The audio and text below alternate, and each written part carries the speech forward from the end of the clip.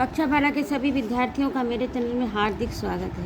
आज मैं उपस्थित हूँ आपकी हिंदी पाठ्य पुस्तक से जयशंकर प्रसाद का काव्यांश, जो कि कामायनी से लिया गया है श्रद्धा मनु सर्ग के अंतर्गत। और ये कामायनी जयशंकर प्रसाद का छायावादी स्तंभ जयशंकर प्रसाद का महाकाव्य है और इसमें एक सर्ग है श्रद्धा मनु।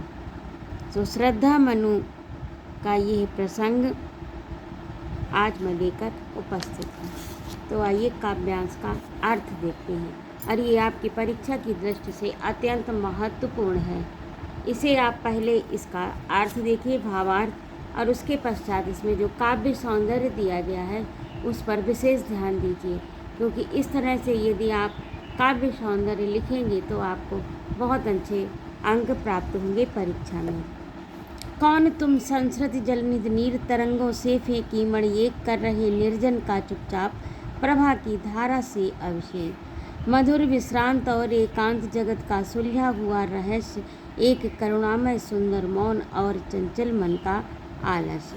कौन तुम, अब यहाँ पर मनु जो है वह एकांत स्थान पर बैठे हैं और श्रद्धा उनसे, वहाँ पर श्रद्धा जब आती है तो उनसे प्रश्न पूछती है, कौन तुम, यानी तुम कौन हो।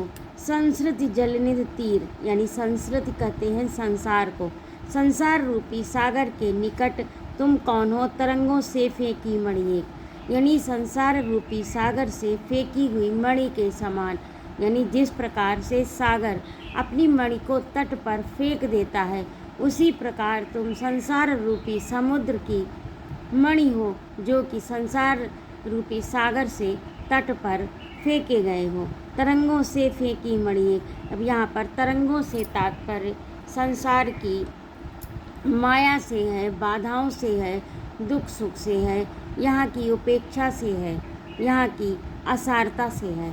तरंगों से फेंकी मणि, इस प्रकार समुद्र की तरंगे मणि को फेंक देती हैं, उसी प्रकार संसार रूपी तरंगे जो कि मनुष्य की आत्मा को उद्वेलित करती हैं, कष्ट देती हैं, परेशान करती हैं, क्योंकि आत्मा एक शांति मार्ग का पथिक है और वह इस संसार में मिलनी दुर्लभ है।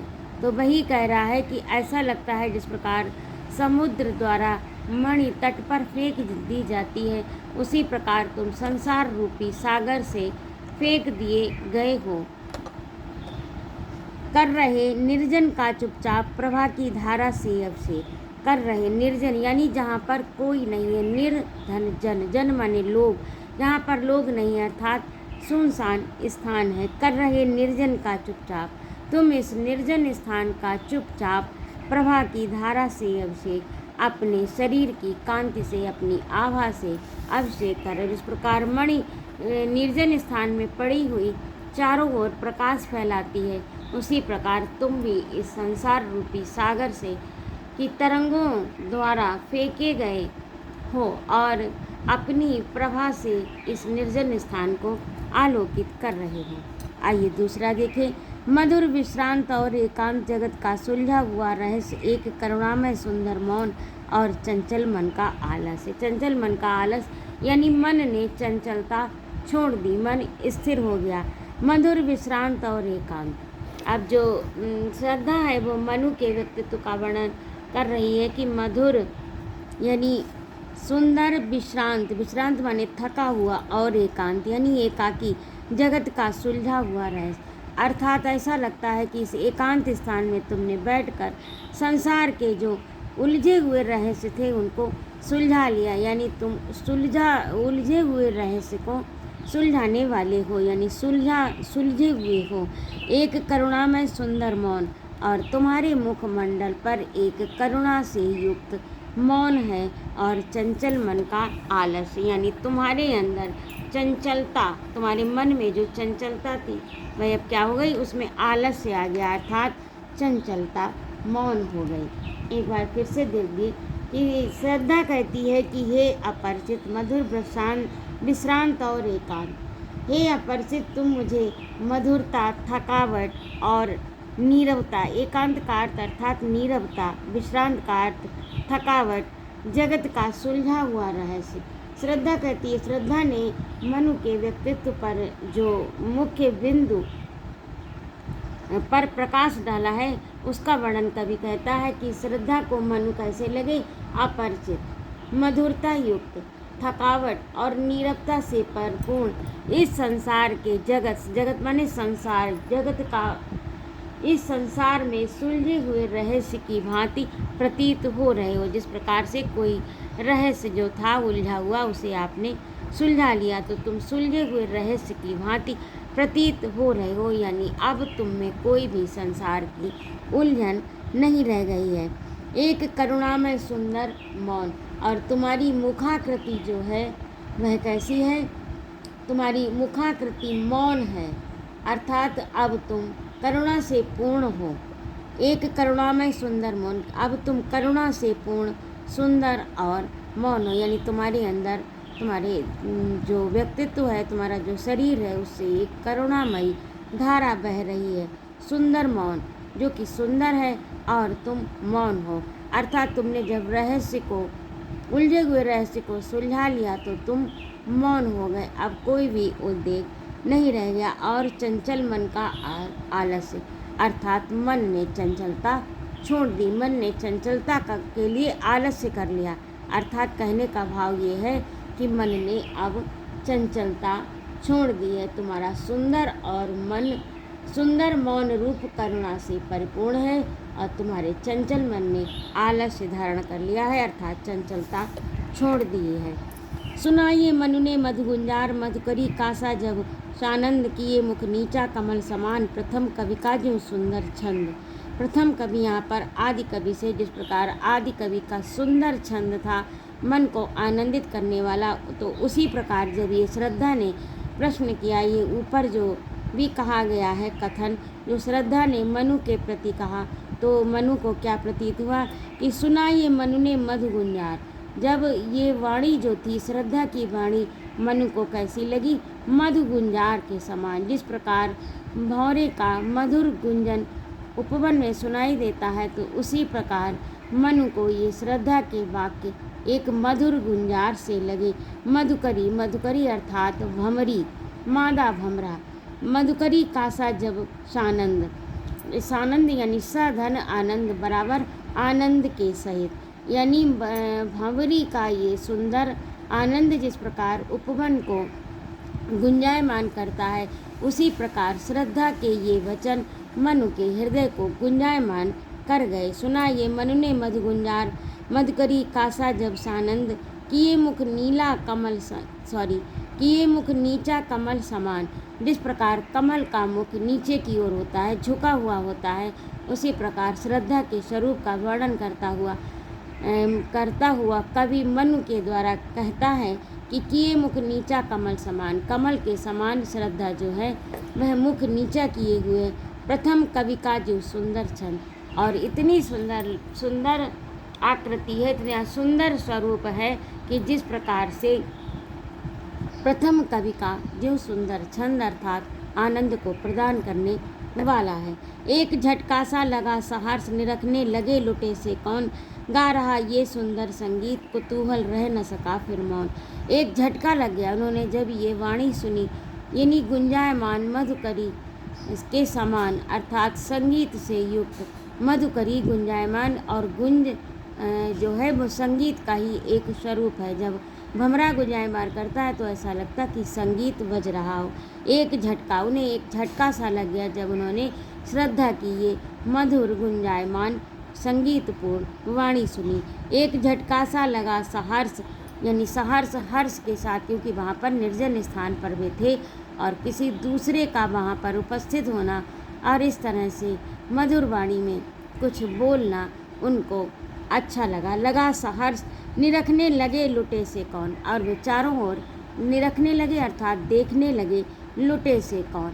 अब यहाँ पर लुटे से तात्पर्य है यानी आश्चर्यचकित होकर वे इधर उधर देखने लगे कौतूहल से। गा रहा ये सुंदर संगीत, कौतूहल रह न सका फिर मौन। कौतूहल वह जिज्ञासा जो थी, यानी उनको ये जिज्ञासा थी कि ये मधुर संगीत कौन गा रहा है, ये उनके मन में जो जिज्ञासा उत्पन्न थी वह अब मौन, वह जिज्ञासा मौन न रह सकी। गा रहा ये सुंदर संगीत, जिज्ञासा रह न सका, कतूहल रह न सका फिर मौन। और ये उसकी सुंदर संगीत को, मधुर संगीत को सुनकर कौतूहल यानी जो जिज्ञासा थी वह मौन न रह सकी और देखा वह सुंदर दृश्य। इसके पश्चात उन्होंने वह सुंदर दृश्य देखा। क्या दृश्य देखा? नयन का इंद्रजाल अभिराम। अभिराम का अर्थ होता है सुंदर और इंद्रजाल अर्थात जादू। नयन का इंद्रजाल अभिराम यानी सुंदर नयनों का वह जादू देखा उन्होंने। कुसुम वैभव में लता समान, चंद्रिका से लिपटा घनश्याम।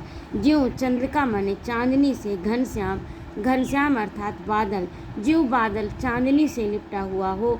और कुसुम वैभव में लता समान यानी कुसुम से परिपूर्ण वैभव, जिस प्रकार ये लता पर खिले हुए बहुत से पुष्प, अर्थात यहाँ पर कुसुम वैभव से तात्पर्य कुसुम के समूह से है, जो कि लता के लिए वैभव है। क्योंकि लता के लिए लता जब पूर्ण रूप से पल्लवित होती है, सुरभित होती है, तो वही उसका वैभव है और वह कुसुम के द्वारा ही संभव है।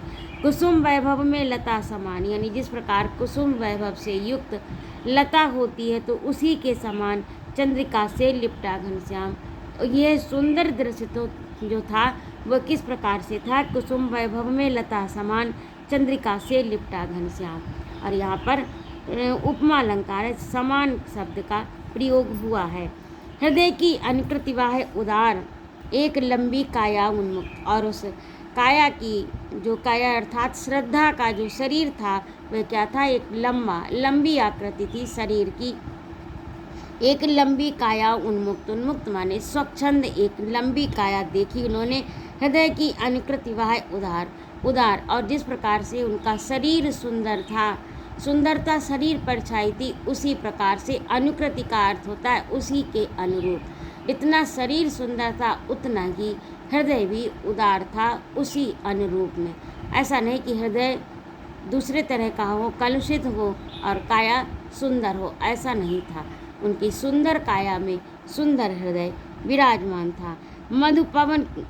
मधुपवन क्रीड़ित ज्यों से सुशाल, सुशोभित हो सौरभ संयुक्त।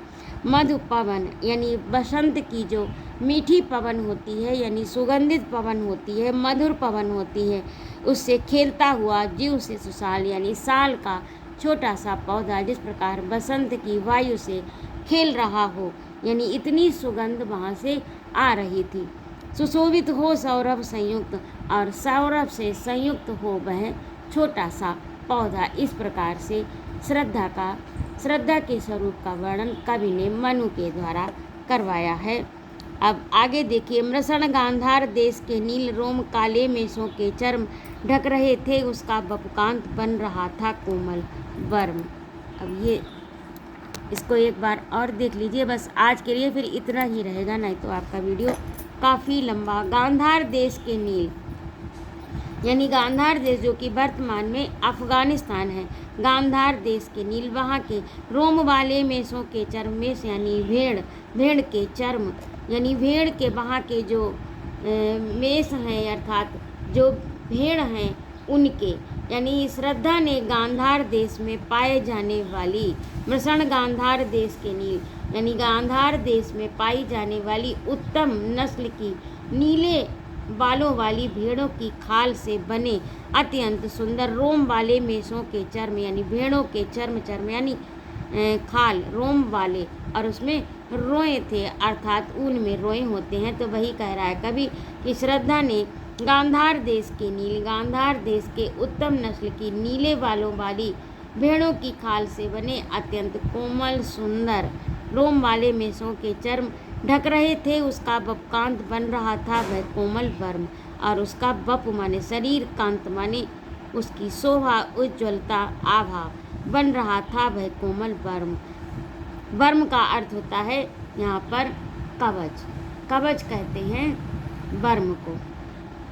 और मृषण गांधार यानी कोमल नील रोम वाले मेषों के चर्म से बना सुंदर वस्त्र ढक रहे थे, उसका बपकांत उसके शरीर को ढक रहे थे अर्थात श्रद्धा के शरीर को ढक रहे थे, उसकी कांति को, बपकांत उसके शरीर की कांति को पूरी तरह से ढक रहे थे। और ढक ही नहीं रहते, बन रहा था वह कोमल वर्म, उसका वह कोमल कवच सा बन रहा था, यानी शरीर को भली भांति सुरक्षित कर रखा था, अर्थात ढक रखा था। तो आज के भाग में इतना ही, और इसमें उपमा, रूपक और उत्प्रेक्षा अलंकार है तथा इसकी भाषा शुद्ध साहित्यिक खड़ी बोली है, संस्कृत निष्ठ। इसमें संस्कृत के शब्दों का भी प्रयोग हुआ है और ये लिया गया है कामायनी के श्रद्धा मनु सर्ग से। तो इस तरह से यदि आप लिखेंगे परीक्षा में तो आपको बहुत अच्छे अंक प्राप्त होंगे। यानी इसमें जो है श्रद्धा के वस्त्र वर्णन में कवि का, और इससे पता चलता है कि इसमें अगर यही भी पॉइंट आप जोड़ देंगे कि इस प्रकार से नसण गांधार देश के नील, तो अर्थात कवि को ये ज्ञान था कि गांधार देश अर्थात अफगानिस्तान में पाई जाने वाली भेड़ों के जो रोम होते हैं वह अत्यंत कोमल और सुंदर होते हैं। तो ये कवि को ज्ञान था, इससे पता चलता है। इसकी भाषा साहित्यिक बोली है और शैली जो है वो प्रबंधात्मक है। अलंकार इसमें अनुप्रास, उपमा, रूपक और उत्प्रेक्षा है।